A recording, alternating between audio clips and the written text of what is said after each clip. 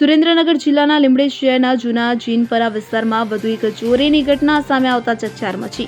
પરિવાર દવાખાને ગયો હોવાની તકનો લાભ ઉઠાવી અજાણ્યા તસ્કરોએ બંધ મકાનના તાળા તોડી અંદર પ્રવેશ કર્યો હતો। ચોરો ઘરમાંથી અંદાજે 1.5 તોલા સોનાની ચેન તથા 50,000ની રોકડ રકમ ચોરીને ફરાર થઈ ગયા। ખાસ કરીને પરિવારમાં દીકરીના જિયાણાનો પ્રસંગ હતો। તે દરમિયાન ચોરીની ઘટના બનતા પરિવારજનોમાં ભારે અરેરાટી વ્યાપી ગઈ છે। જો કે ઘરમાં અન્ય સ્થળે રાખેલા સોના ચાંદીના ઘરેણાં બચી જતા પરિવારે મોટી હોનારત ટળ્યાનો રાહતનો શ્વાસ લીધો હતો। ઘટનાની જાણ થતાં જ લીંબડી પોલીસે સ્થળ પર પહોંચી તપાસનો ધમધમાટ શરૂ કર્યો છે અને તસ્કરોને ઝડપી પાડવા ચક્રો ગતિમાન કર્યા છે।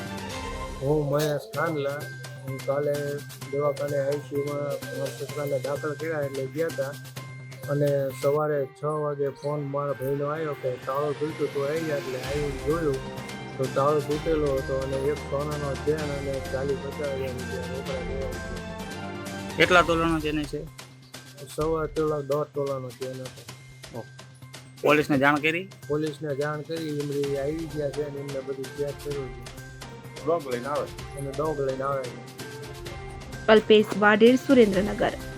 હવે જુઓ દેશ દુનિયાની તમામ ખબરો તમારી આંગળીના ટેરવે।